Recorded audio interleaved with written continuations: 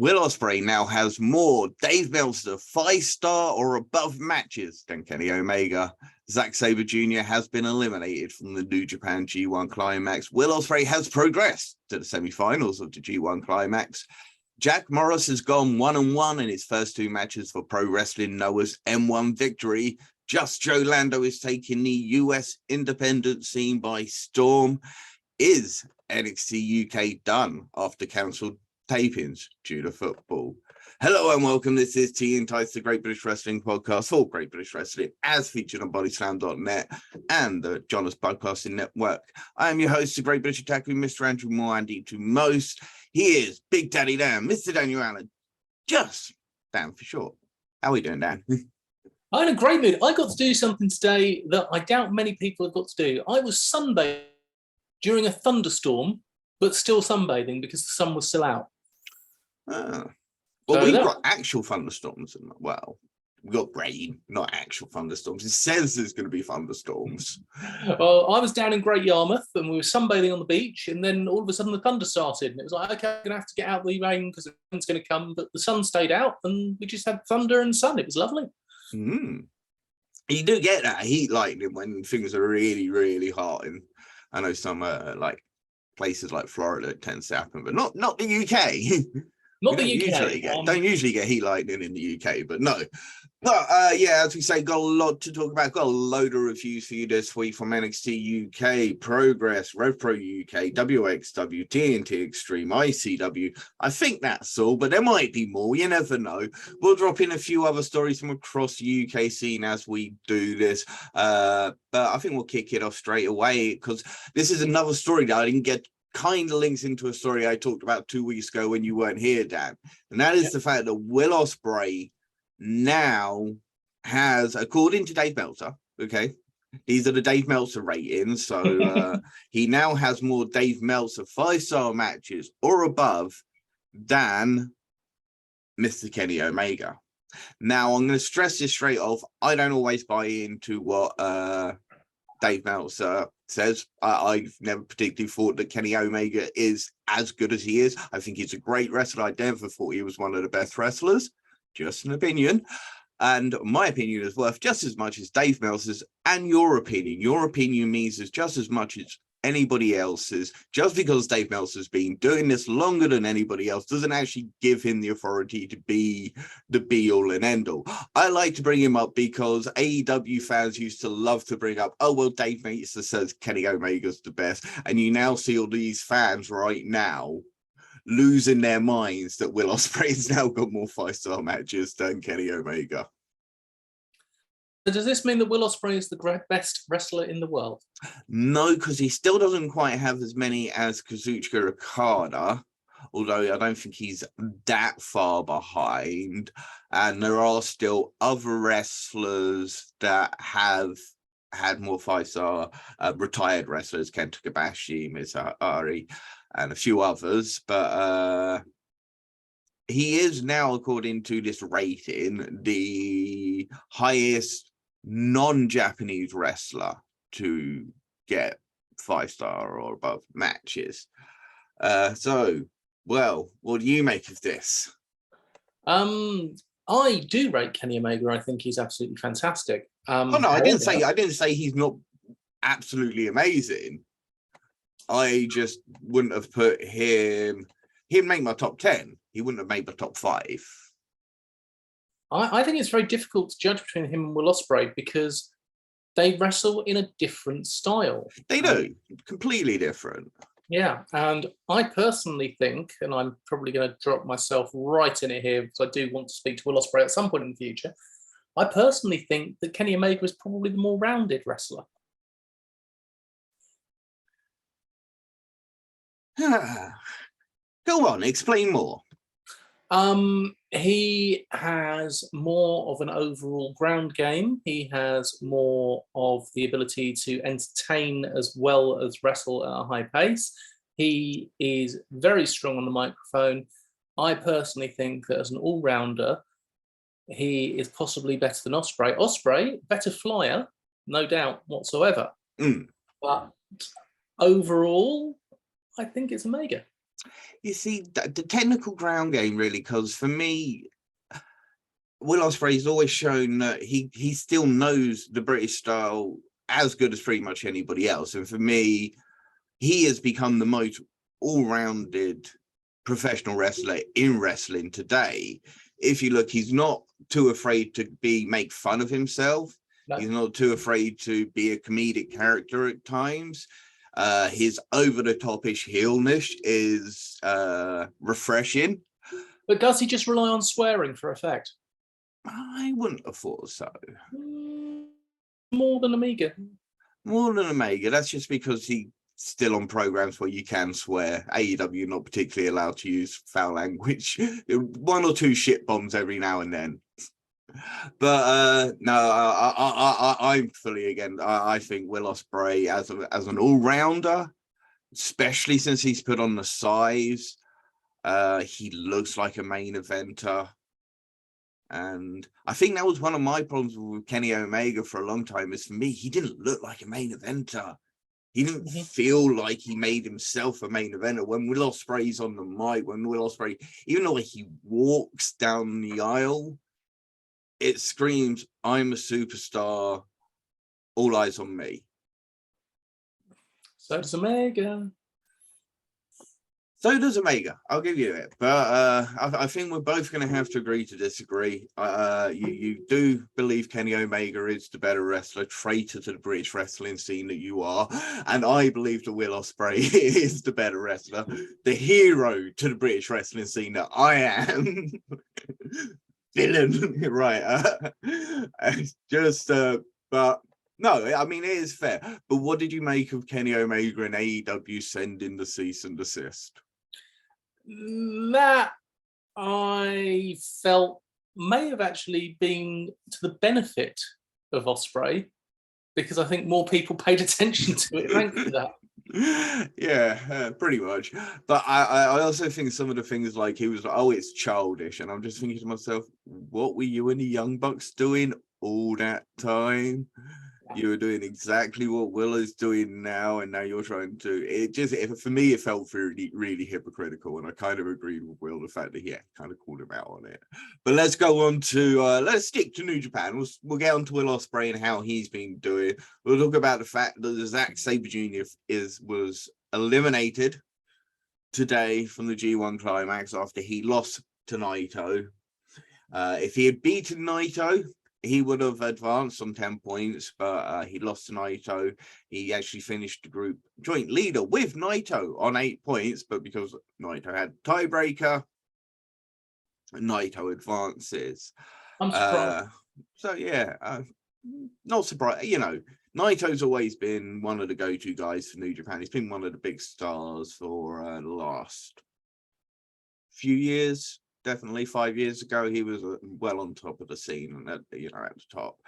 And then you've got, as I say, Will Ospreay. He did advance after defeating Juice Robinson. He finished the group on 8 points. Everybody else in the group of death literally finished on 6 points.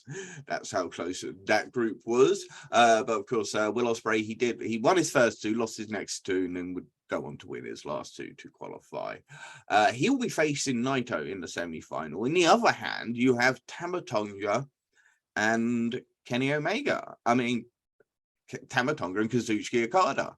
I was very shocked to see Tama Tonga. I mean, I know it's tied into the storyline that he's got with Jay White over in New Japan right now, because they kicked, Jay White kicked him and his brother out of the Bullet Club. So it's kind of tied into that. It literally came down to Tama was on 8 points. Jay White was on 10 points. Final match. Tama wins it, gets the win over him for 1, and gets 10 points. And then, of course, because he's got the tiebreaker, he advances. So I can see it tying into the storyline a bit, but it is quite surprising to see Tama Tonga get this far in the G1 Climax. Tama Tonga deserves it. He has been one of the backbones of New Japan for the last 10, 12 years. He's earned this. Yeah, since before Bullet Club was a thing. Yeah. He was there doing his thing. He's obviously started to make it big once Bullet Club formed and he joined Bullet Club. But yeah, as you say, he's been a very long servant for thing. I'd be surprised if he go on to win. I really I doubt it, but he holds the victory over Jay White. So that means he can now challenge Jay White for the championship, because obviously Jay White is the champion right now, but the belt's not on the line during tournaments. So it's not a non-title match in the way some of these are, but obviously a win over the champion would therefore gain you a shot. And I wonder if he'll take that shot at the upcoming Royal Quest. In the UK, October 1st and the 2nd. It has been confirmed. Those are the dates when New Japan Wrestling will be in London. Not a great venue. No, it's the Crystal Palace. So it's in a venue the ROH used to run. Yeah, I've been there before. It's not the easiest to get to. It's a hall. It's a sports hall. It's not York Hall. No. It's not the Copper Box. It's got bleacher seats, isn't it? Bleacher seats, and then I believe they'll be able to then put in a few rows at the back or something. Yeah, I guess very long, have they? Between announcement and show to get tickets and plan. Yeah, and I wonder, I'd question how much thought they put into the dates when you consider the 1PW's return is going to be on the same date, 1st of October. You've also got Soft Pro making their debut, and both of these companies have been promoting for quite some time. We know that there's at least 1,000 wrestling fans are going to be at the Doncaster Dome, certainly, so they're not going to be in London, so that's 1,000 already. Let's say 300 or so for Soft Pro. I myself am going to be in Germany. I'm going to be enjoying the WXW World Tag Team Festival. So I'm not going to go to New Japan. Maybe next year. But to be honest, I'm really looking forward to the World Tag Team Festival and just get to Germany. Just experience whole new, just an environment for wrestling, I think. It's just going to be a really good experience. I'm expecting to hear some great German chants when you get back. Yes, hopefully so. The only one I know is Unsex9, although they sing Jörn Simmons Wonderland. They walking in a Jörn Simmons Wonderland. So they do that one for Jörn Simmons, and they do a couple of others. They do a lot of English chants, actually, surprising. So I just look forward to getting out there. But we'll talk about WXW and the World Tag Team Festival in just a little bit longer. Yourself, what are you going to do? Are you going to see what the ticket prices are like? Are you just going to... Give me 10 seconds, I'll tell you. So first thing I'm going to do is check my calendar, because I haven't even looked at that yet. Ticket prices wise, it will be very... they're going to sort of keep the Rev Pro sort of price range, or whether they're going to think the WWE price range. Yeah. I mean, that's what Rev Pro UK can be. They're okay. It's not Progress, similar pricing. Certainly the most expensive of the promotions out there. I think WAW are actually doing quite pricey tickets for their fight there. I was actually looking at going to DOA up in Yarmouth. Oh, that'd be an interesting one, actually. Yeah, they've been doing good work. DOA, I think they have shows on Fight TV. I might have to add them to my schedule at some point. Possibly, I might go to New Japan. Why not? I mean, you don't have to. It's going to be there, isn't it? You never know. Yeah. Let's stick with Japanese wrestling. Let's Pro Wrestling Noah, and let's talk Jack Morris. Yeah, our boy Jack Morris recently on our show to talk about competing in the Pro Wrestling Noah M1 victory. Go check that interview out. It's actually scoring really well. So, this is great. And picked up his win in the first match of his first match of the tournament against Kaito Kiyomiya, and wow, what a win! because Kaito Kiyomiya is the soon to be golden boy of Pro Wrestling Noah. One, he just absolutely looks like, he's one of these guys that, again, when he walks out, that carries himself like a champion. He just looks like he's kind of like a Kazuchika Okada, if you like, really got that type of draw about him. And a phenomenal wrestler. And this was a phenomenal match. Really, really enjoyed this match, Jack Morris and Kiyomiya. I'm sure Morris is really happy with how he performed in that first match. And great win, I'm telling you. I can't understate how big that win was for Morris, just because, as I say, Kaito, he is the golden boy of Pro Wrestling Noah, and big win. He then was defeated by legend of Japanese wrestling, Satoshi Kojima.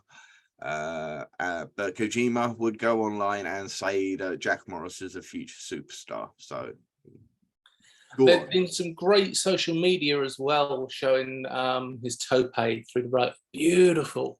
Oh, yes, in his first match against Kaito. Really good. Yeah, he got them out nice and early, got the crowd behind him.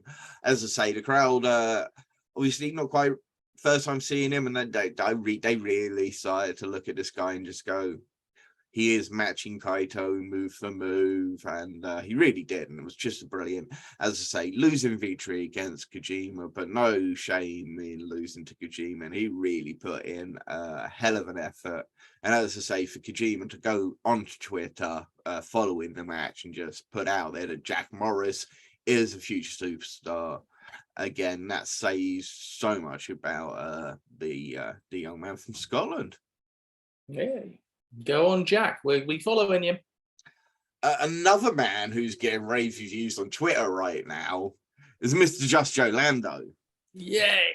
And in fact, just been on our show again. You should check that interview out. I did. It's a short interview with Jack, with Joe, just catching up, because we have interviewed Joe before, and it was a nice, short, little, quick one just to catch up with him, just to talk about his US Independent Days, talk about the CPF.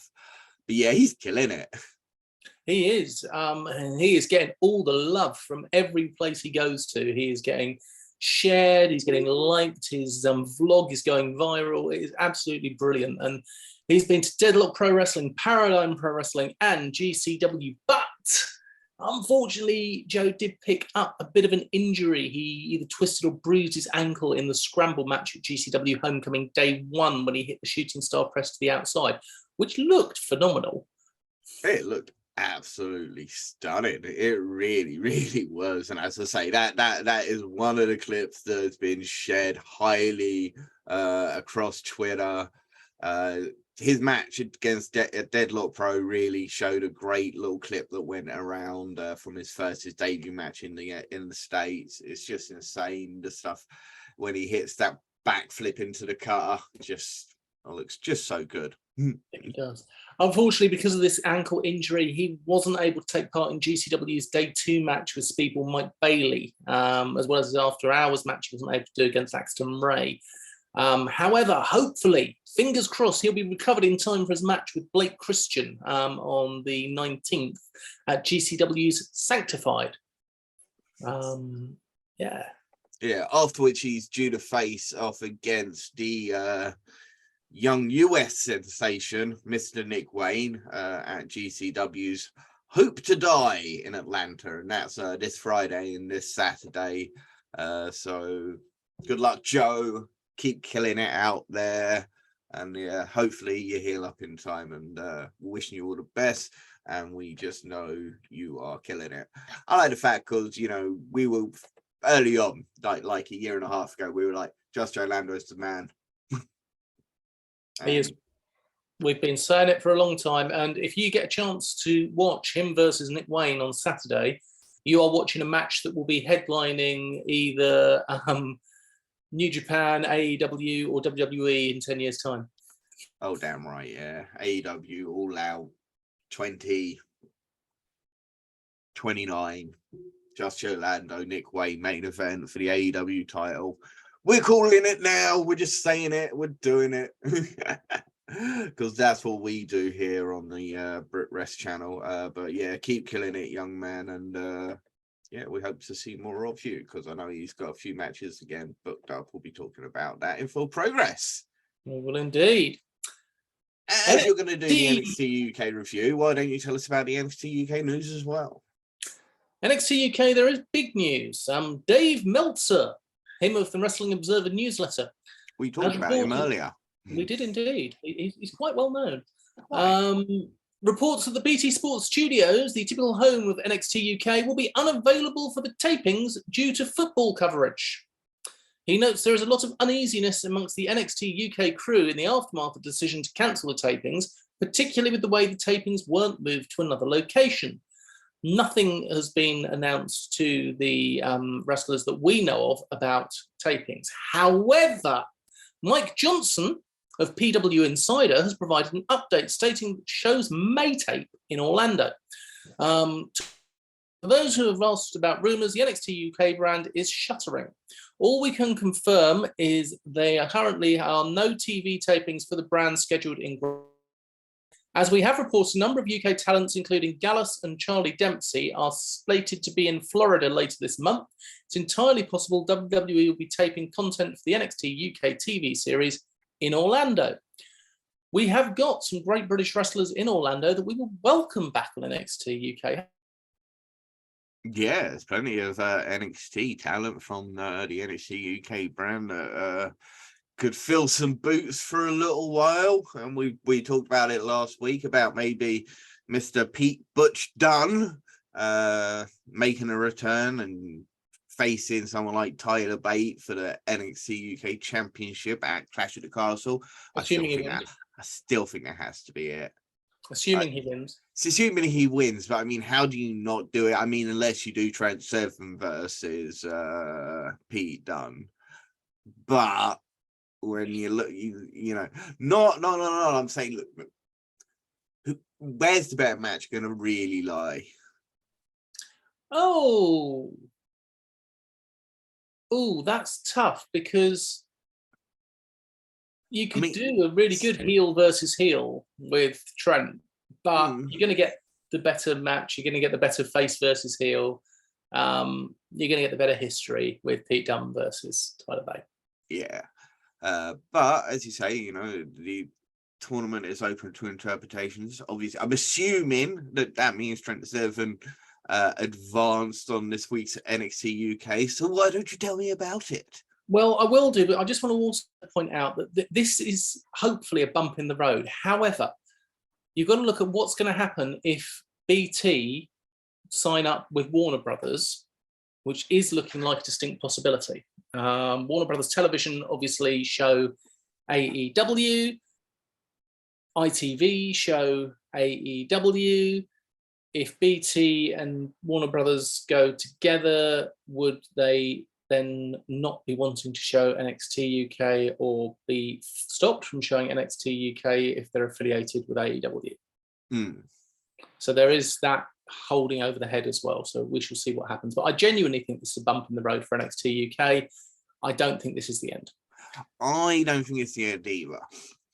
I mean, if we just look at the fact that Vince isn't in charge anymore, Triple H is now the man, allegedly.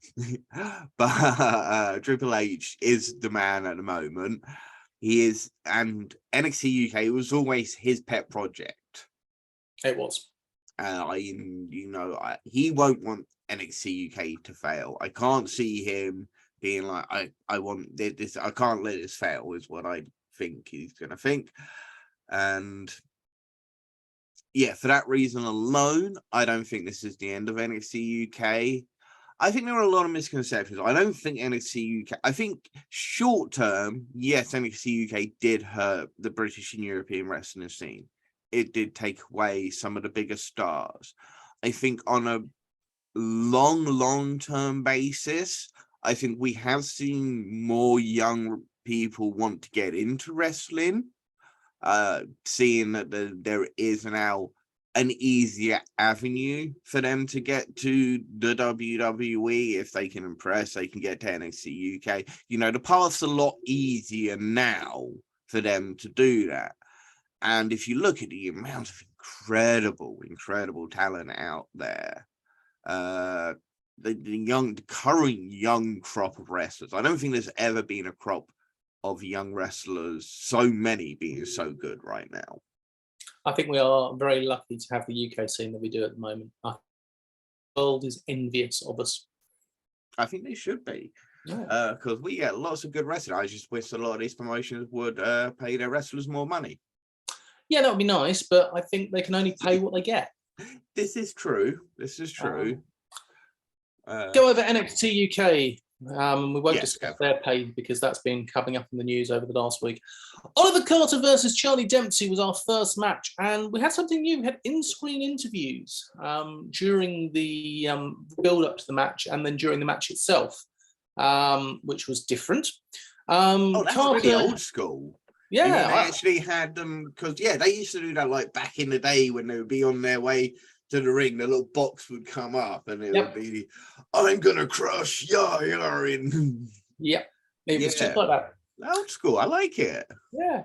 Oliver Carter jumped De Familia ahead of the start of the match, which was very sensible because obviously he is wrestling with a damaged knee, which is what Charlie Dempsey focused on. Charlie Dempsey's bridges really are something beautiful, aren't they? They really are something special. He's trained his body something fierce. What he needs to do, though, is not overexpose them, save them. I don't need to see 3 of them in each match. But yeah, absolutely beautiful. Carter escaped a single leg Boston Crab into a roll up for the 1, 2, 3. Big surprise. Where does this leave De Familia, having lost straight 3 members to Oliver Carter? Is my opinion. But we shall come back to that in a minute. Yes. Backstage after last week, we got a backstage view of all 4 women coming back through, screaming and shouting, and Skid screaming and shouting, and the ref screaming and shouting, and it was all very loud. We didn't actually get anything out of that. Tyler Bate was then backstage. He was stopped by Skid saying, "Please don't get involved," and he said he was just there to watch Trent versus Wolfgang. We then had Eliza Alexander versus Tia Hale, one of the Americans from Chase U. 50-50 match. Hale used speed. Alexander used her bigger size and her technique. Eliza Alexander is brilliant and hit a running knee for the 1, 2, 3. Mel was then backstage and was interviewed by Nina Samuels. Yay, Nina Samuels, more Nina. You have proven that you are no hope. There's Nina Samuels. And Mel will say that she will go through anyone to get to the championship belt. Chase U were then teaching a lesson backstage. And Eddie Dennis interrupted and said, as a former headmaster, he should be the one teaching, and they are besmirching the teaching industry. And Chase U then challenged him to teach Saxon Huxley. Oh, good. We're doing the Saxon Huxley education one again, like we did with A-Kid. But maybe they're turning it a match, hopefully. We'll see. We'll see. Anything that gets more Eddie Dennis on my TV, I'm happy about. Sam Gradwell then took on Teoman. Gradwell started strong. Teoman cheats using the apron to trip him and then attacks him and hits him in the back of the head and the neck. Teoman then faked an injury and Rohan Raja hit Sam Gradwell from behind. So he was there on the ring apron. Gradwell managed to kick out. Raja does it again, but is seen by the referee and sent to the back. Gradwell then knees Teoman over the head and hits him with the knee brace, then hits a spinning power slam for the 1, 2, 3. And De Familia have lost again. Clean. Is this the end of De Familia? Because they don't seem to be doing much at the moment. I hope so, because then Charlie Dempsey can go on an amazing solo streak. Skid and Mark Coffey were then backstage. They were talking. Noam Dar came in and asked for his rematch. Mark Coffey said, seeing as we won 1 each, definitely yes, we will have our 3rd match. So that'll be coming soon. Wolfgang versus Trent Seven was our main event. Trent was fighting dirty. Wolfgang was focusing on the left arm of Trent. That was really good. They take it to the outside and had a good battle outside. Trent then take control, went back into the ring, hit a vicious spike pile driver on Wolfgang. It looked evil. Close to count, get to the ropes. He went to the top rope, went for his senton, but missed because the knees were up. Seven then hit the burning hammer for the win, and Trent Seven goes through. And that was the end of NXT UK. We had a decent number of matches. We had nothing too offensive apart from the possible ending of The Familiar, who I know are one of your favourites. I would overall give this 2.5 sugars. You know, De Familiar, I wanted them to be good, and I thought, you're right, that like maybe it's just they're not the right fit for each other's, but they are less than the sum of their parts.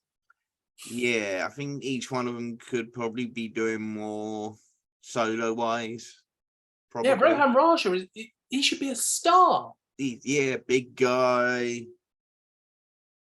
Yeah. He-Man is a star as well, and so is Dempsey. They're all future stars, and I tell you what, let's look to the future of NXT UK. We're saying NXT UK is not going to die, but we do feel like NXT UK could do with a little bit of a pick-me-up.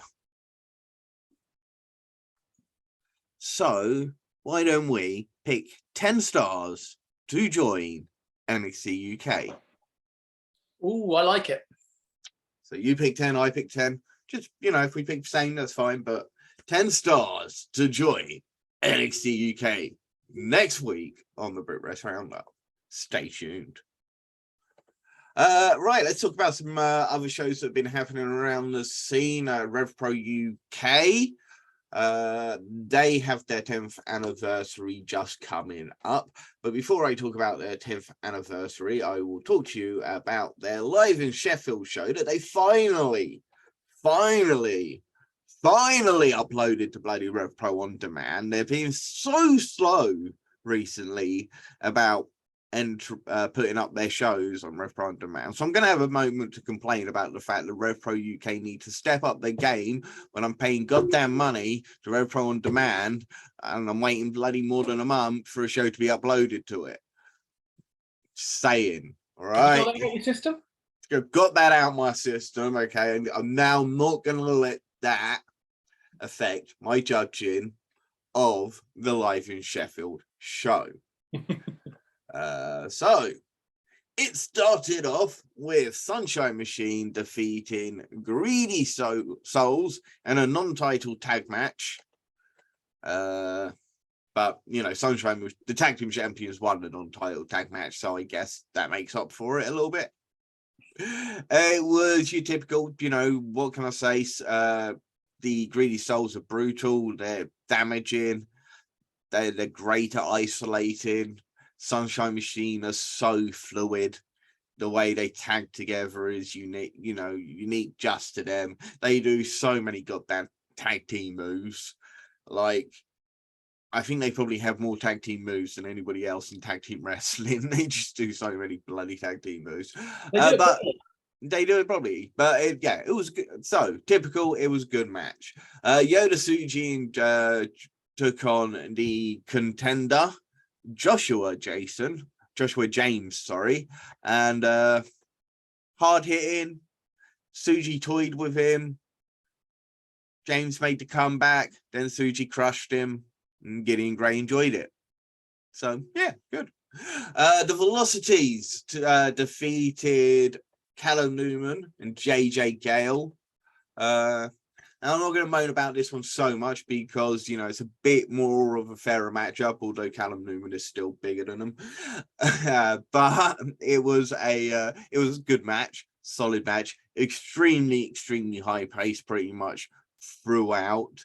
Callum Newman just dominated with his size at times, which was unique to see, and good to see Callum Newman using his size against smaller guys. But Callum Newman stood out like a sore thumb. He's just so bloody good. The Velocities are a really good tag team, as I say. I've got nothing against them as a tag team. I think they're brilliant as a junior tag team. I just think they're a junior tag team. And JJ Gale, you know, he's good. He is good. He possibly not quite on the same level as his partner Newman yet, but he is still an extremely talented performer, extremely athletic, and probably a bit more grounded technical skill, but it was a good match, and the Velocities came away with the win. Luke Jacobs then defeated Nico Angelo in his usual "I'm going to smash you because you're a cruiserweight" match.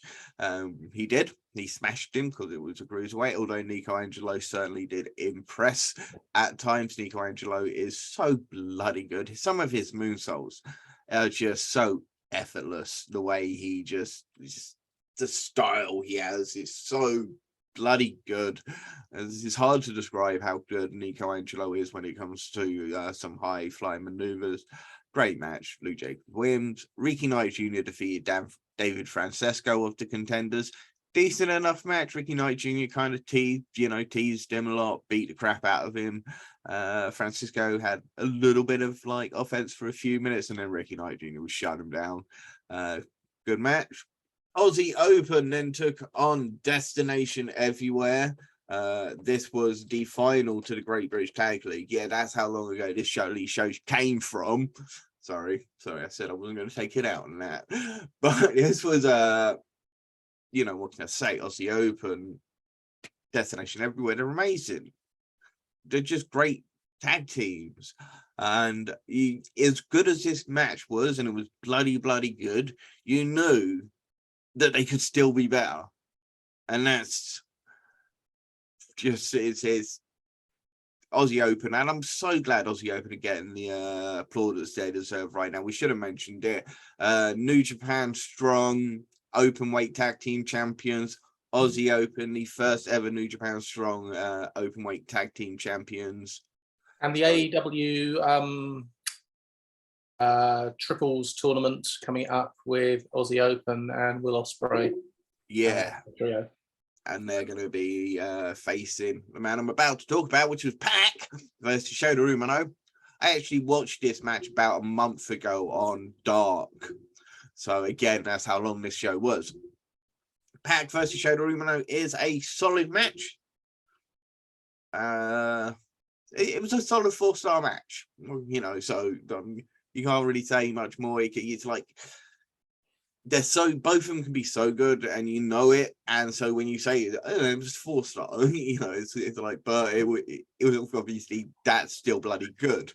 It's almost the same with the Aussie Open thing. Is like it was great, but you've seen better, and they can be better, but they held back still. But it's overall, I'd give this show a good 3.5 sugars.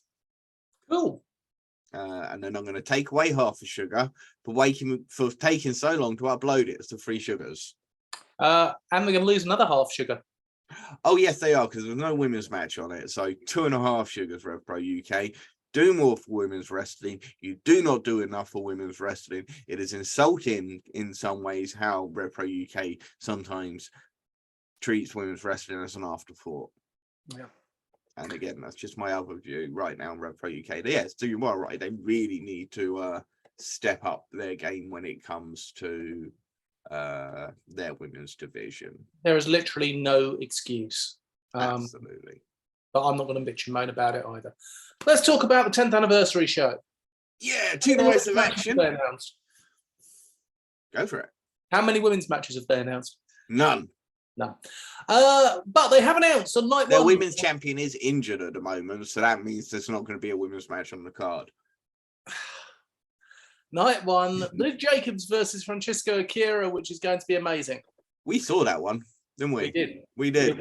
We gave it a standing ovation. It was so bloody good. So as good as as it's a shame they haven't done a women's match yet. But God, Luke Jacobs, Francisco Akira, God, it's going to be good again.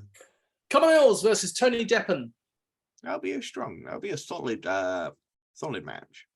And the match that I am really looking forward to, I know we've seen it before, I know we'll see it again, and I don't care. Yota Tsuji versus Shota Umino.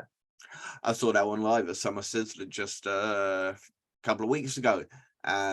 It was long. They went 25 minutes. I hope they don't go 25 minutes again. It was a bloody good. It was 25 minutes, so it was really, really good, but it was long. But it was good. Night 2, Will Ospreay versus RKJ. Championship versus Rev Pro UK career. Are they going to do it finally? Are they going to pull the trigger? Are they going to put the belt on RKJ? Are they going to take the belt off a New Japan guy and not put it on another New Japan guy for the first time in the belt's history? Is RKJ the draw that Will Ospreay is? Sunshine Machine versus the Velocities. Well, no, that's just not fair because nobody used to draw Will Ospreay apart from Kenny Omega. Leon Slater versus Speedball Mike Bailey. Ooh, nice. Yeah, another man that's absolutely been killing the UK scene right now, and that is Leon Slater, the young man who I compared to Will Ospreay after seeing him perform only a few times. My God, he's so bloody good. I got to see him live again recently, and I'll talk about it in a minute because he was so bloody good. But talk about it now. Yeah, I'll talk about it now. Let's move on.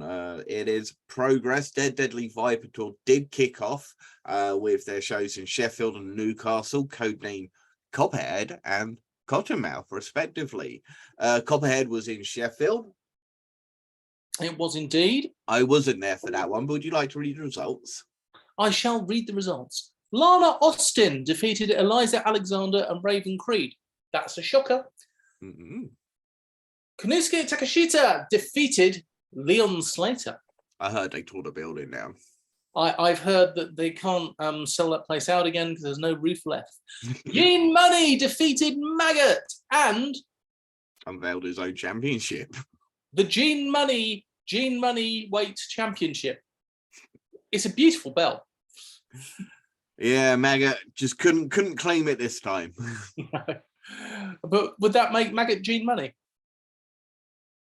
Yes. Yes. Hayata defeated Dean Allmark.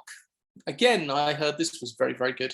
Di Matteo defeated Kanji by DQ. Boo! This was controversial. Very. Sunshine Machine defeated the Greedy Souls. Hold on a minute, didn't we just discuss that match? Yeah. Yeah, we did. Luke Jacobs defeated Man Like DeReese and Mark Davis in a three-way match for the belt, which he kept. Big Aussie back in the UK.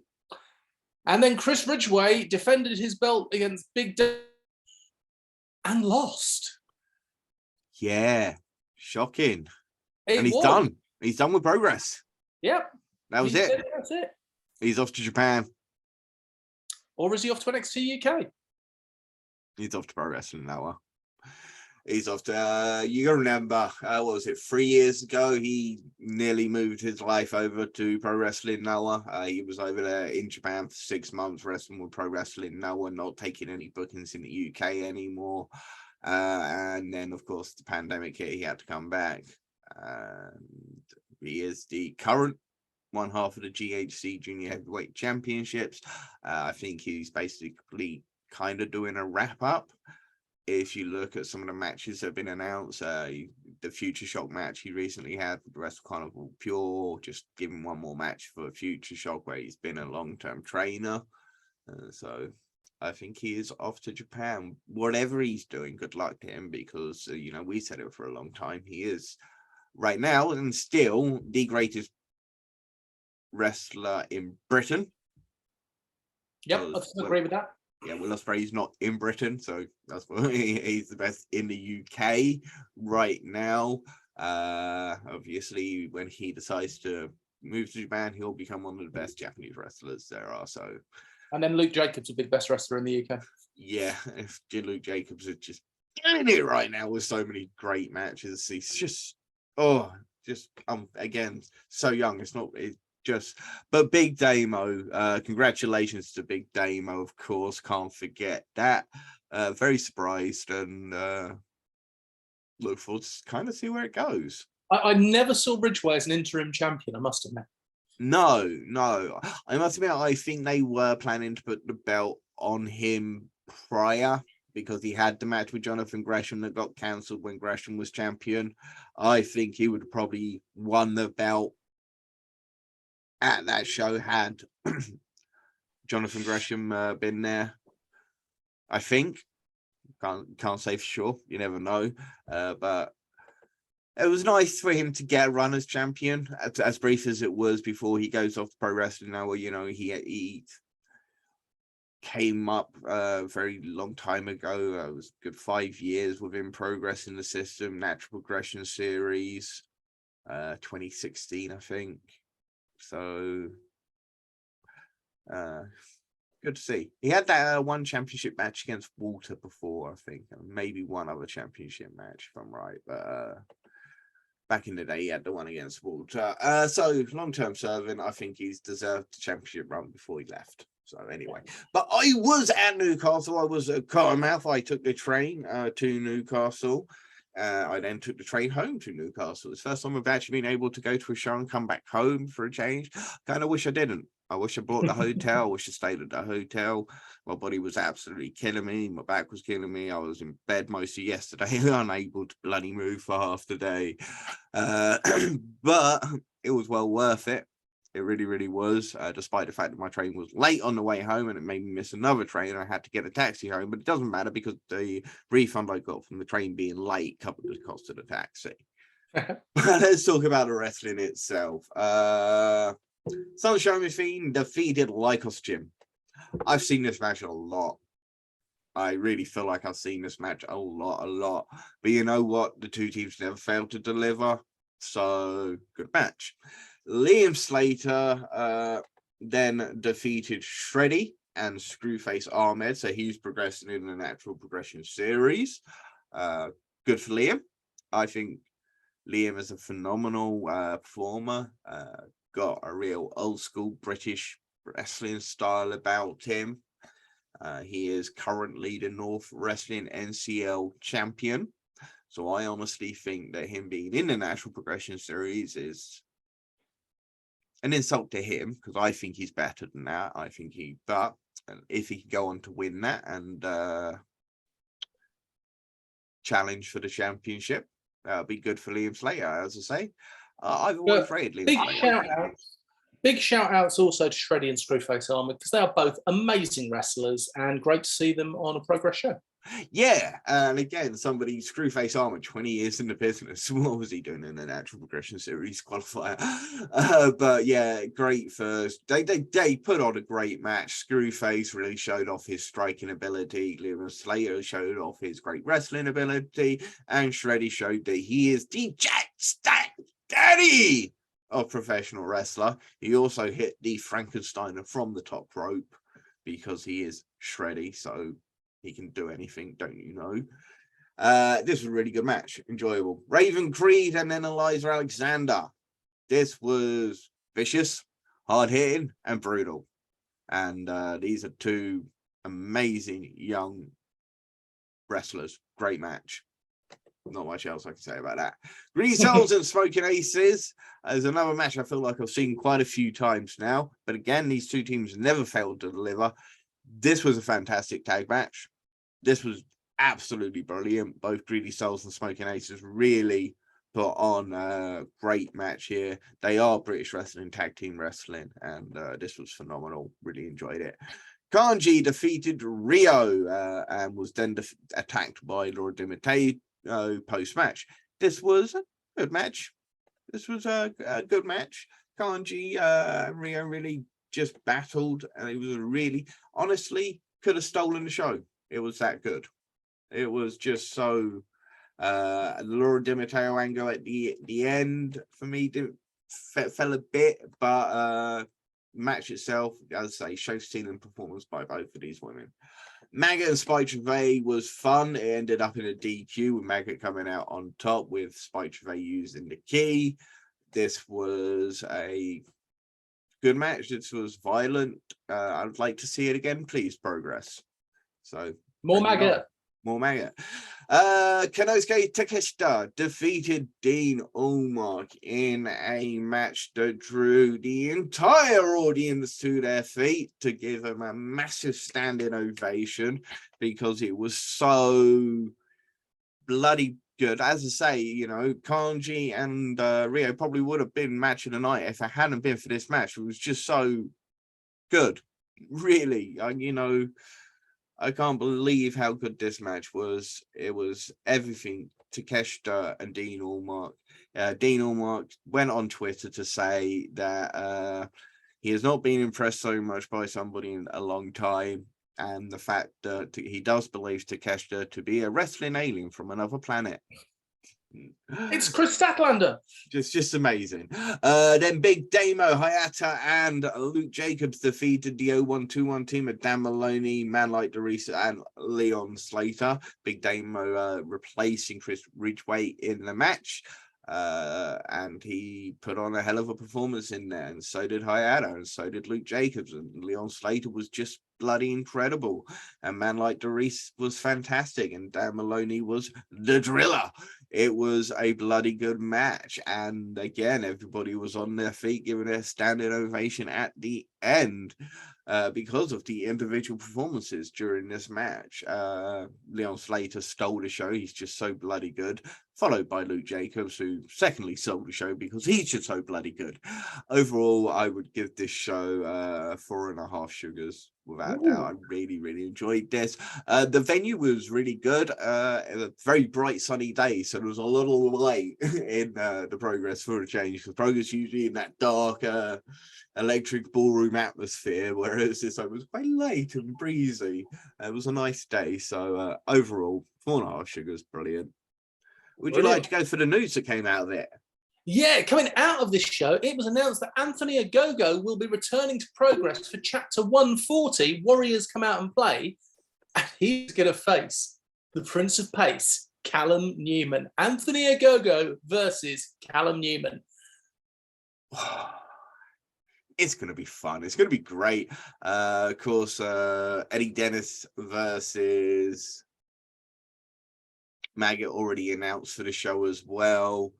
Now you got Callum Newman and Ogogo, and literally just announced just a little while ago, the CPF boys, Danny Black and Just Joe Lando, will be challenging for the Progress Tag Team Championships as they face Sunshine Machine. That will be an amazing match. That will be a bloody amazing match. I know you were really thinking about going to this match. So I'm now definitely going to go along to Progress 140. I've got to go along now. That's I'm sold. Yeah, I mean, they are 3 huge matches. One, Eddie Dennis returning, Maggot being, it's just fun to watch. Prince of Pace versus Anthony Ogogo. I mean, it shows how much faith they have in Callum Newman, if you ask me, to put him up against the AEW star. And obviously great to see the CPF boys, Just Joe Lando, Maverick, and Danny Black. So, you know, he's literally just going to be coming back fresh from his tour in the US, and he's going to be competing for the tag team titles. How's that? I'm sure he's bloody excited. I want them to have a free bird rule where any of the CPF can take part. Yes, we need to get him and Danny Black back on. Also, I'd like to say, just future planning for Progress. If at some point I could see Anthony Ogogo versus Dan Maloney, really enjoy that. That would be a good match. I tried to set up the match between him and Malik. Yes. Now, if you remember during the Super Strong Style 16, Malik did give Callum Newman some begrudging respect, and he defeated Callum Newman in this match. So I could see Malik being very upset about the fact that the Prince of Pace, Callum Newman, is getting this match. And just saying, Progress, just saying. We're not trying to sow seeds, we're just stating facts. Just stating facts. I mean, you know, fantasy booking fact, as we do. We love to do that here on the TNTs. But it's not the only big news announcement that came out of those shows because at the show beforehand, while Spike Trivet was giving a usual, I'm Spike Trivet, I'm bloody good on, he's so bloody good on the mic. Really, really is. When he's on the mic, people just shut up and listen to him. No, they don't. They shout, "God for Spike." Well, they do, but then they go quiet again to listen to what he has to say. Then they tell him to fuck off again. I do. They do. It is. And then they call him a Tory. But while he was captivating on the mic, an old friend came on. An old friend by the name of Drew Parker. He challenged Spike Trivet to a death match. Because now that we're over 14s, death matches are definitely the way we want to go. I'm sure it'll be a tamer death match than others, but I'm sure it will also still be quite brutal in a way. Just no kids in the front row. Under 14s have to be in the back. I do think this is actually genuinely not the best idea that Progress have ever had. To suddenly announce they're going to 14s and then have Drew Parker in a death match. Yes, because we've seen some of Drew Parker's death matches, and he is one crazy son of a bitch. He is indeed. However, I really want to see it. They've got huge, obviously, history between the two because they were formerly the Do Not Resuscitate DNR stable, where they went around trying to take out the elder performers of Progress, as they called them, just the guys who've been around since the beginning, Mark Haskins, Jimmy Havocs, and yeah, other people. They went around, Eddie Dennis as well, but they went around trying to take out guys like that, along with the present William Eva at the time. Then I enjoyed the pastor. He was good, but yeah, so lots of history to come back, and I like this. I like the idea, as you say. Going to under 14s and then immediately announcing a death match. It's you might have a point. What's GCW like over 18 in the States? I believe so.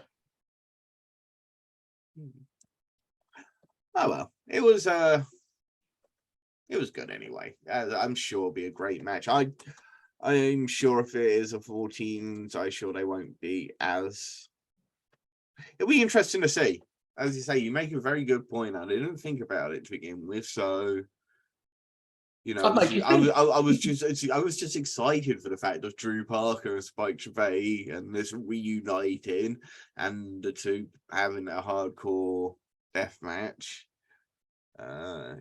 here in Progress. It's been a while since they've had a proper one. Yeah. Well, it was hardly a gentle match between Spike and Cara. That was very, very true. But you recently watched Progress Chapter 21, wasn't it? And it had featured a match between Paul Robertson and Jimmy Havoc. And I remember watching the match, and I remember feeling really uncomfortable. How much did you enjoy? I just really enjoyed the match. It was phenomenal. I bet you did.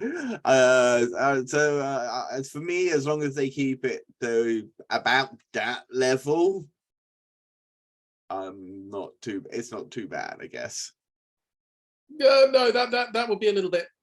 There were a lot of light tubes there. There were. When he smashed his head into him with the light tube. Yeah. Oh god. Oh. Yeah, yes. maybe not. Well, let's move on to TNT Extreme Wrestling. Let's move from one deathmatch to another. But TNT Extreme, they finally made their pro wrestling debut last Tuesday. The show Thrill Kill, which was a long time ago, admittedly, like almost 6 months ago. But it was available for free for everybody to watch and enjoy, which is great. With adverts, and the adverts were all WWF. So, you know, good adverts. Not WWF, you know, but the worldwide WWF. Not WWF, but WWF. Yes, it's the pandas. Save the pandas. And the rhinos. You've got to save the rhinos too. I remember, yeah, plenty. Save all the animals. Anyway, this was a good show. Alexis the Falcon defeated Ava Everett in probably the best Ava Everett match I've seen. Kings of the North defeated Jodie Fleisch and Man Like Doris in a we're hard and we're going to batter you versus we're fast and we're going to try and avoid you and dodge you and fly. It was a great match. Scotty Who Too Hottie defeated G Money in a very entertaining match. Dan Maloney showed just how strong he was against the big man AC Romero and defeating AC Romero. Mark Haskins defeated Scotty Rourke in what was the best match of this show. It was bloody good. Scotty Rourke really held his own, obviously losing the match, but showed that he belonged in there against Mark Haskins. So just great. Scotty Rourke is a phenomenal young competitor.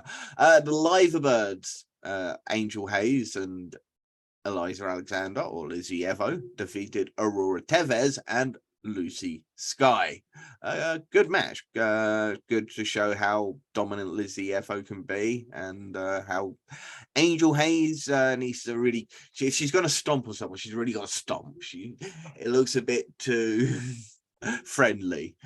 But working alongside Lizzie Evo, who really lays in the stomps, she'll learn. But Aurora Tevez is a little domino. I absolutely love her. She's just fantastic in the ring. And Lucy Sky got to show off that she's a powerful young lady and somebody to keep an eye on. It then finished with Alex Golon versus Clint Margera in an extreme death match, and I started trying to watch it, and I started off with some wrestling, and after a while it just got a bit too uncomfortable for me, so unfortunately I did not finish it. But Clint Margera won, and I will give this show. Oh, sorry, Alex Golon won. Sorry, Alex Golon won this match. But you know, it started okay, and then it started to get really violent, and just. My sense bit. I'm sensitive. You're a delicate soul, bless you. I'm a delicate man. So eventually I was just like, oh, it's just too much for me. But it was a good show overall. I'm going to give the show 3.5 sugars. Their second show is actually literally just aired as we're recording, and it's TNT Ignition Ignite the Fire. I'll check that out for you next week. Brackets for the upcoming Flawless Victory for TNT have been announced. On one side of the block, we have Jay Joshua versus Tristan Archer and Jörn Simmons versus Charlie Sterling. The winners then meeting in the semi-finals. And on the other side of the bracket is Andy Wilde versus Dave Faulkner and Shreddy versus Brendan White, with again the winners meeting in the semi-finals. Yeah, we went through the matches last week. We gave our thoughts about it last week, so it won't take too much more time on this. But we'll probably bring it back next week and talk about as we preview it for the upcoming week. But yeah, it looks like a great tournament. I think it'd be fantastic. What has been scheduled for the next day at the Stack Some Explosion show on the 25th of August, you've got Scotty Rourke versus Mark Haskins. And I just said how bloody great that match was. So they're going to do it again at Summer Explosion. No championship on the line this time because neither of them have the championship. I'm sure that's not going to put any dampener on this. It's going to be a great match. So. Yep, the main event for TNT's Supreme Extreme has been announced. This kicks off the GCW versus TNT weekend. And it has been announced as Dan Maloney to face Nick Wayne with the TNT Extreme Championship on the line, assuming that Dan Maloney is still the champion following Summer Explosion. Yeah, you can see just how much Nick Wayne has been impressing people worldwide. He is now earning himself a shot at the TNT Extreme Champion. Dan Maloney, as long as he is still champion, I'm sure he will be. I'm sure it'll be an absolutely fantastic match. Yeah. First few matches for TNT Extreme versus GCW, which is on the 17th of September, have been announced. Gene Money versus Joey Janela. That should be hysterical. Big F and Joe, Drew Parker and Clint Margera versus Alex Colon, Jimmy Lloyd and John Wayne Murdoch. That should be bloody. And Robbie X versus Blake Christian. And that should be wonderful. That should be one of the best wrestling matches that you will see this year. Anywhere. Indeed. Make sure you tune into Robbie X versus Blake Christian, because I guarantee it will blow your freaking mind. You know, two of the best unsigned junior heavyweights. Although I think Blake Christian might have signed for ROH AEW now. I'm not sure. Yeah. I think there were definitely rumors about it. Yeah. I think this is going to be the match that sends Robbie X to the States. Probably. My thing with this whole weekend is that the TNT Extreme, the first show, the Supreme Extreme, is pretty much TNT Extreme versus GCW. Yes. I see where you're going. So we've got two TNT Extremes versus GCWs and one GCW show. Which will feature TNT Extreme people. Hopefully. I'm not complaining about it. I'm just pointing out the fact that Supreme Extreme is basically still just TNT Extreme versus GCW. And so is TNT. But there's some great matches. It's going to be an extreme weekend. Jealous of people who may have tickets for that entire weekend. I'm sure it's going to be a phenomenal show. And GCW are going to put out, and so would the TNT Extreme Stars. And we've still got lots of TNT news. 2 more matches have been added to Reign of Fire in Cardiff on the 4th of September. They include Session Moth Martina versus Mad Kurt and Tate Mayfair's versus Jay Joshua. Those are 2 good matches. 2 very good matches. Yeah, I'm really looking forward to seeing Tate Mayfair's and Jay Joshua. I think they will blend beautifully. Well, yeah, because Tate's on a undefeated run within TNT Extreme so far. And, Jay Joshua, especially in Wales, will be a big threat to the greatest professional wrestler walking on planet Earth. Tate's is greatness. But Jay Joshua should give him a hell of a match. On the 25th of September, TNT Extreme Wrestling will team up with Wrestle Island for the TNT Ignition No Limits. The TNT Ignition brand have always been about promoting the best of young competitors from the Liverpool region, much the same as Wrestle Island, who also pride themselves on bringing through some of the best young wrestlers. Excellent work, TNT, as usual, on working with other companies. And you really have picked a good one. Indeed. And Wrestle Island will also be part of the upcoming TNT Extreme Fields later in the year, 29th of October. They are also bringing chaos to the Rock and Wrestling Festival, and that is Pro Wrestling Chaos are going to be there. So you've now got, as we say, TNT Extreme, Northwestern NCL, Pro Wrestling Chaos from Bristol, and Wrestle Island. It's just going to be an amazing show once again, and fair play. And the first band have been announced as well, Salt the Snail. Yes. And Crazy House Rumble. Oh, I missed them. My apologies. You're the music man. I have heard Salt the Snail. Loud, I think would be my best way to describe them. I shall make a point of listening to Crazy House Rumble. And he'll tell us about them next week, because we're going to add the music segment. Oh, God. More things to do. More things to do. Listen to Crazy House Rumble and Salt the Snail, and we want your verdict next week. Sticking with some extreme, let's talk about some insane championship wrestling, I guess. Yeah. So Fear and Loathing Night 1 was now available on the WWE Network, and I have watched it for you lovely people out there. Theodorus defeated LJ Cleary and Luke Cairo. 3 amazing young wrestlers put on an amazing match.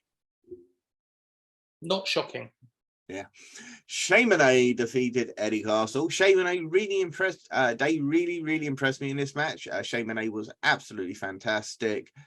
Big win for Shay Monet, and Eddie Castle is a phenomenal wrestler. I think probably one of those top young talents right now in ICW.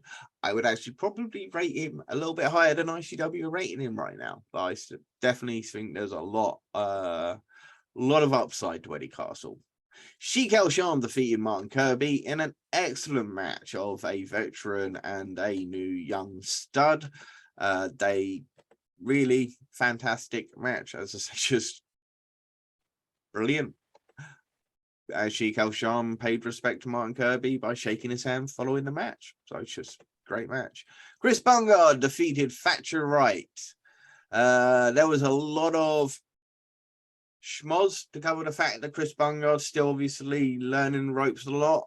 So there were a lot of bells and whistles. It was okay. I've lost my notes. Sorry, bear with me. The KOE, Adam and Marcus King, defeated the young team, Jimmy Pierce and Logan Smith. 4 great young wrestlers put on a good match. Molly Spartan defeated Session Moth Martina.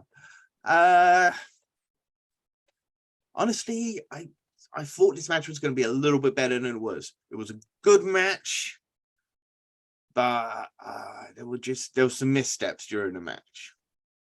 But these are 2 phenomenal performers, and Molly Spartan has been absolutely killing it as champion. And this was a good match. I just felt like it was going to be a great match. It didn't quite reach great. It was good. It just wasn't great.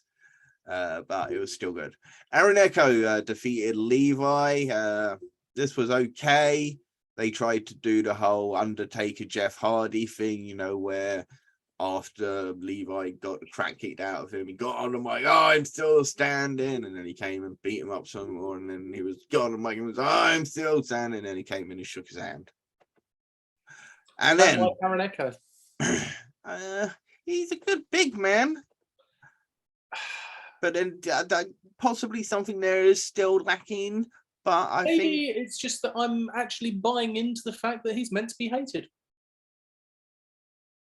Oh, there is that to it. There is that to it. I thought he had a really good match against Jack Jester. 2 big guys going at it. I thought they really put on a pretty decent match. BD Gunn versus Leighton Buzzard in the King of Insanity match. I didn't sit through. You didn't make it through. I didn't make it through. Sorry, guys. When the light tubes came out. When light tubes came out. Sorry, guys. I did, you know how much I loved Leighton Buzzard as well. I wanted to. I really did. But once the light tubes came out, I'm just like, oh, guys, did you have to go to the light tubes? But, you know, overall, I'm going to give it 3.5 sugars. It gave Leighton Buzzard an edge that he probably needs for that crowd. Yes, he's great young competitor. You find a lot of these new ICW young guys not quite fit the old ICW mold as much. You know, prettier, more high flying, less ugly wrestling. This takes Buzzard up to the top echelon, in my opinion, for ICW, because he's already proven that he can wrestle. His matches with LJ Cleary have been phenomenal. He can interview, he can talk. Now he's shown that he's got the balls to go out there and fight dirty. That lifts him up. He is now ready to go for the heavyweight title. Yeah, and he is currently the Square Go winner. So whether he catches that in for the heavyweight title, because he might go after 0HA champion Daz Black. Who knows? I've been talking for quite some time, so why don't you wrap up what's a couple of other shows happening around the UK scene in the next little bit? We have got coming up Riot Cabaret's second show, which is on the 23rd of August. It's another great lineup from Riot Cabaret. We like their wrestling so much. We have Man Like DeReese versus Levi Muir, TK Cooper versus Spike Trevay, Kenny Van Ness versus Levy Grace, the CPF of Callum Newman, Danny Black and Maverick Mayhew versus the Greedy Souls and Murdoch. And then the champion, Chuck Mambo, will take on Dan Maloney for the Riot Cabaret Championship. That'll be a great match. It's a great card. It's a great card. It's an excellent card. Yeah. Some top performers from around the UK scene. I really like that Man Like DeReese versus Levi Muir. That's going to be interesting to see 2 of these big, athletic, fast. I think that should be a great match and a real treat for the guys that are going to be able to see that live. Ultimate Pro Wrestling, UPW are back in action on Thursday the 18th at the Weymouth Pavilion. Adam Maxted will be defending his championship against Man Like DeReese. The Brothers Orr, great friends of the show, great guys, will be defending their championships against Sunshine Machine. Chantel Jordan versus Amira.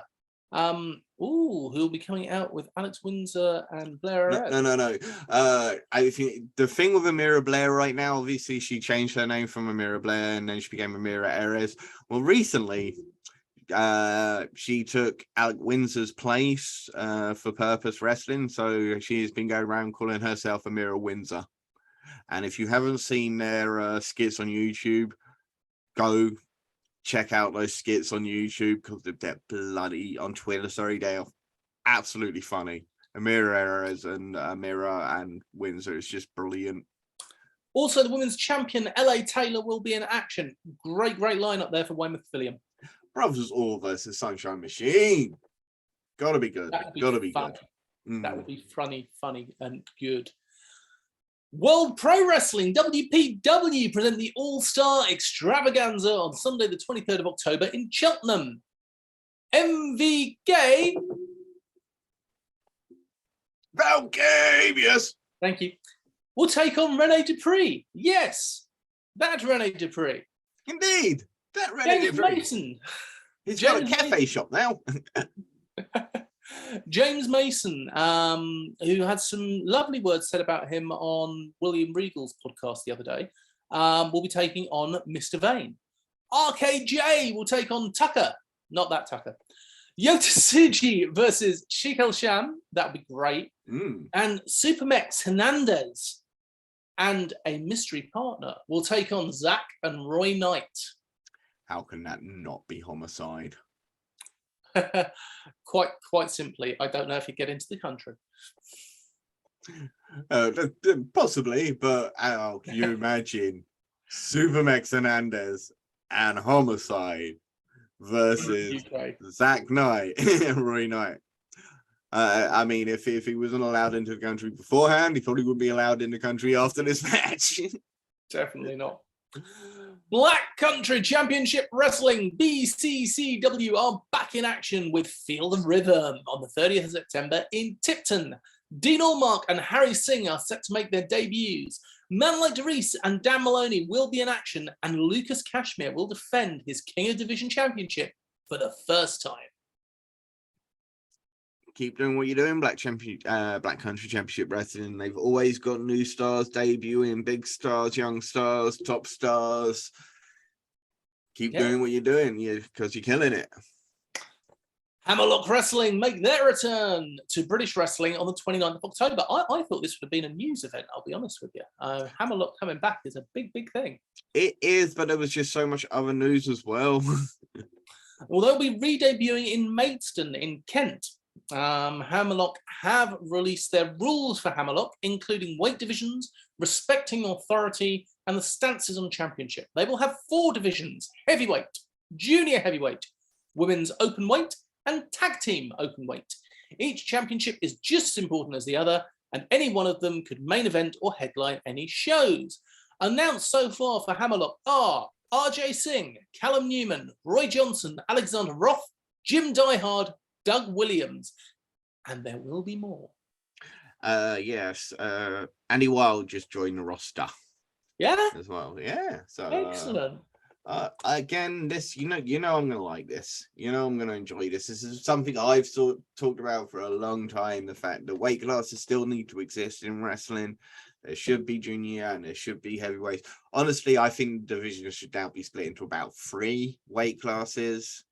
For the Danny Black size guys, you'd have like a 185 championship, then you'd have a 185 to 245 division, a 245 to 325 division, and then a super heavyweight division. I would like to see Jim Diehard versus Andy Wilde. That would be good. That'd be a great one. I have to say, I really like this. I've always said that if I was to, I would have the weight classes, but I've always said that weight classes wouldn't mean less. They would be exactly the same. I don't see why you have open weight tag divisions and open weight women's divisions. I think you could do a 2 weight class women's division. I think there's enough talent across the UK and Europe and even in the States if you need to pull in internationally. But I think there's enough that you can now do a 2 weight division for women's. I don't see why you couldn't. And it's the same with tag team divisions. Not sure why, again, there's not a junior weight division and a heavyweight division. There are roundabout enough tag teams to do so. Yeah. Right, would you like to take over the European news? Indeed. Indeed. Now, before I go on to the latest announcements regarding WTTF, the World Tag Team Festival, I'm going to talk about the latest shows that was on WXW Now, and that is Shortcut to the Top 2022. Shortcut to the Top is their version of the Royal Rumble. It is the shortcut to the top because if you win, you get a championship match. Simples. I like it when wrestling makes sense. Yep. There's also a few matches as well before. You had in the opening Amboss, which is the team made up of Robert Dreisker, the Arrows of Hungary, and Lawrence Roman, and they defeated Team LSG. So this is LSG, Giovanni St. Giovanni, former part of ROH, Agil Blanc, Peter Tahani, and Senza Voto. Amboss did come away with the win. They tried to attack Peter Tahani following the match and injure him by putting his arm in a thing and trying to break his arm. But luckily, Elijah Blum came out, and then between the five of them, they were able to clear out the ring. But then they grabbed Dover, and then they pulled Dover into the ring, and then they put his arm into it. And then they wanted Peter Tahani to use the other chair to break Dover's arm. But Tahani wouldn't do it, and then Senza Volto took it, and then Senza Volto did it. So there's a lot to run with going through all of that when you consider that Peter Tahani was trained by Dover and Icarus. So they've really been leaning into that as part of the storyline. And whether this means maybe Tahani's going to possibly team with Amboss in the future, realizing that, wait, you know, because Senza Volto and those guys, they've just proved they're just as bad. So, and it's amazing to see how Peter Tahani is so over with the audience. Moment his music hit, you know, the crowd, Tahani, loudest reception was for Peter Tahani. It was Calypso versus Baby Allison. Calypso really impressed me again. Calypso is coming out of France. She says she's like the three faces of wrestling. She comes out with two masks. And she picked up a great win over Baby Allison. It was a count-out victory. It was a good match. Bobby Guns defeated Axel Tisca in a 15-minute absolute amazing, incredible, brilliant, brutal, beautiful match. Go watch Axel Tisca versus Bobby Guns. This match that needs to be watched. It's 16 minutes, and they show you can have a great match in 16 minutes. It doesn't have to go 25, doesn't have to go 30 minutes. You can do, you know, what these guys did with 16 minutes is more than what a lot of guys do with 30 plus minutes. So this was a great match. Then it was Tristan Archer, who again proved it with Ahura. Again, 16 minutes. Fantastic match. Tristan Archer came away with the win. Big win. Ahura really impressive. Just, again, great match. And within 16 minutes, it didn't have to be overdone. It was just, all of these matches were just clean cut to the finish. Well produced wrestling, in my opinion. And then it was, of course, the shotgun to the top itself. Now, this kind of played into, I guess, 3 parts. In the first part, it was about Jörn Simmons and Vincent Heisenberg are monsters. They're big, giant monsters who will manhandle everybody. And that's pretty much, as I say, what the first sort of like 10 people was about. It was about just getting to Jörn Simmons and him, and they just cleared the ring. And after that, then they basically eliminated themselves. So the 11th person, which was Bobby Guns, came down to a ring to an empty ring.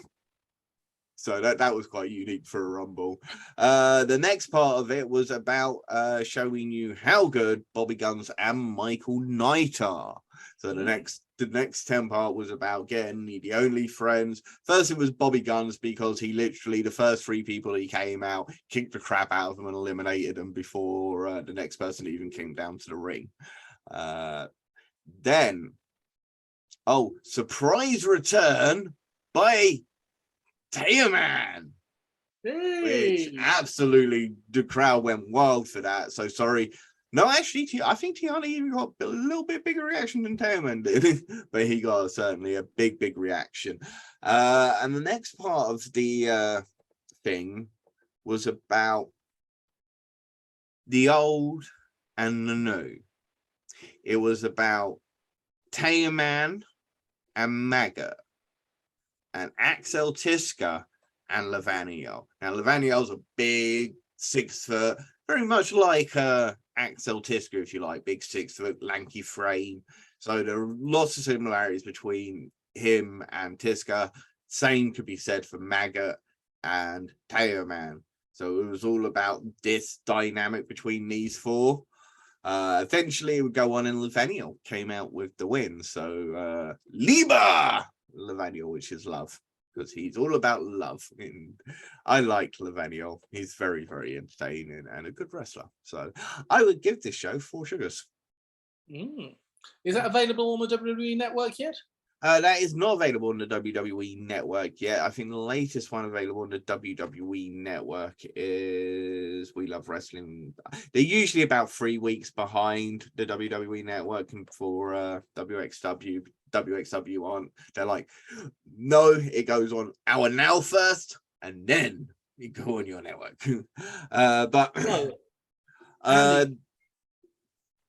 The next big thing coming up for him is the World Tag Team Festival, where I will be. And recently announced, Speedball Mike Bailey, Impact Superstar, will be part of the show. Not sure how much he'll be. Well, I'm not sure whether he'll bring a tag team partner. Maybe he'll be part of the tournament. Maybe we'll just have a singles matches during the weekend. Hasn't been announced yet. 3 new tag teams have been entered, one of which is Sanity. Yes, Eric Young and will be teaming up with Alexander Wolf to reunite as Sanity for the World Tag Team Festival. They're not the only team reuniting. Gil Blanc and Cesar Volto have been entered into the tournament. The French Sensation and the Royal Hunter have been, the French Luchadors are always great tag team. And the Predastards are going to be reunited. Prince Ahura is going to be teaming with Maggot for the tournament, although Maggot didn't quite sign off on it.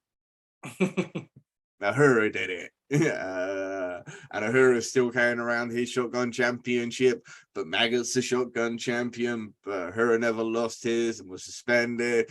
Yes, again, lots of playful little storylines here. I love what WXW have been doing. And Killer Kelly recently came out of the fact that she says that she believes that the WXW shows were produced better than the NXT UK shows. So there you go. Speaking of Killer Kelly, she will be returning. The Portuguese native will be returning to WXW Germany for the first time. She's going to be taking part in the Femme Fatales tournament, which does take place during the World Tag Team Festival. They recently announced 3 other competitors for the show. Ava Everett, American, Nikki Foxley, an American I know nothing about, and Oliver Koloski, Hungarian performer, former WXW champion, women's champion. Very athletic. And as I say, this will be taking place during the World Tag Team Festival. I will be there. I'll be at all the shows, including the Femme Fatale show. And after putting it out on Twitter and discussing it, I'm going to be documenting the entire trip from start to finish. Loads of little behind the scenes, me flying, me doing some hotel reviews, doing some food reviews, and of course just talking about the shows themselves. Hopefully I'll get to chat with some of the performers whilst I'm there, and hopefully I'll be able to put these into said backstage footage. It's just something we're going to try. It's going to be a unique premise for us, something we've never done before, something we've not thought of, but I figured with me flying out to Germany, kind of special. Let's do something special with it. Of course, I will be doing daily videos for each show. At the end of the night, I'll be going back to the hotel to record and give you my thoughts and so forth throughout the weekend. Awesome. They're not the only promotion with big things happening, because Body Slam over in Denmark, we've got the Scandi Invitational return, and this is on the 27th of August in the Body Slam. And this is when they return to the Pumperhost in Denmark, which is like their electric ballroom, I guess. Emerson Jane will be defending the Body Slam Women's Championship for the first time against Alice Inc. They absolutely tore the place down when they had their first match, and I'm sure they are going to have an amazing match once again. Carlos Zamora defends his Body Slam Championship again for the first time, and this is going against Nico Valentine, who is actually undefeated in Body Slam and actually holds a very rare victory over Carlos Zamora. Then, of course, is the Scandi Invitational itself. You have on one side of the brackets, you've got Body Slam regulars Eli Castle, and one half of the Body Slam Tag Team Championships, Xander of Randus Pagny. Kind of think Danny Black versus Chuck Mambo. That's what this match is going to be like.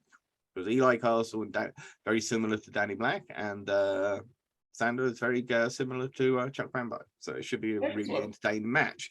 On the other side, you've got international superstars. Endakara, international for them anyway. He is a Swedish-born, referred to as the Turkish Assassin, is one of the fastest wrestlers I have ever seen, and he is going to be taking on Francesco Akira. Now, this is the second time they're going to be facing off in Body Slam. In fact, the first ever Body Slam show I watched, their first match on that show was Francesco Akira versus Endakara. And I became a fan of both of them on that day because, my God, it was one of the best matches I have seen, and I'm sure they are going to absolutely tear the place down once again. They've also got a multi-person wildcard match to decide an alternate in case somebody does get injured. But definitely to look forward to. There's so much going on in Europe right now, including Passion Pro in Hungary. They recently had a show on the beach, on the lakes, which involved Peter Tahani versus Charlie Sterling in the main event. It's going to be available to watch on YouTube soon. Go out of your way to watch it. I have spoken to Passion Pro, and I said if they do the event next year on the lake, to give us a message, and we will come down, and they have welcomed us. So I'm hopefully going to go out to Hungary next year to go see Passion Pro. And not the only European trip I plan to do. I plan to do at least 2 European wrestling trips. Passion Pro in Hungary is one of the ones I want to do. I did think about doing the 16 carat for WXW, but I might look at maybe heading out to Denmark and seeing some Body Slam Pro Wrestling. Or I'm going to have to get my passport, aren't I? Gonna have to get your passport. You know, I've told you there's so much great wrestling out there in Europe, and it's very underrated. In fact, WXW Germany have just celebrated their 20th anniversary. Congratulations on 20 years of incredible work that you guys have been doing in Germany. I'm really looking forward to being there for the World Tag Team Festival. I'm looking forward to getting out to Europe to seeing a couple of different promotions. I'm looking forward to seeing loads more great British wrestling. What about yourself? I cannot wait to see some live British wrestling. I haven't seen live wrestling for a month and a bit now, and I'm starting to get withdrawal. I'm going to have to, I must admit, September, I'm probably not going to get out to watch because, you know, with going to Germany at the end of September, beginning of October, I'm probably going to have to leave off shows till then. I am actually going up to Lancaster this weekend, and there happens to be a Lancashire Wrestling Federation show on this weekend, so... There does. LWF is their summer smash. It's their biggest show of the summer. So I believe it's on the 20th. It depends what time I get up to Lancaster as to whether I'll make it up, but I might possibly make it along to that one. That'd be excellent. If so, we'll have to drop Steve a message. So with that said, we're going to go watch some more wrestling, and we're going to get back to you next week to talk about that amazing wrestling. And until then, just don't feed the trolls.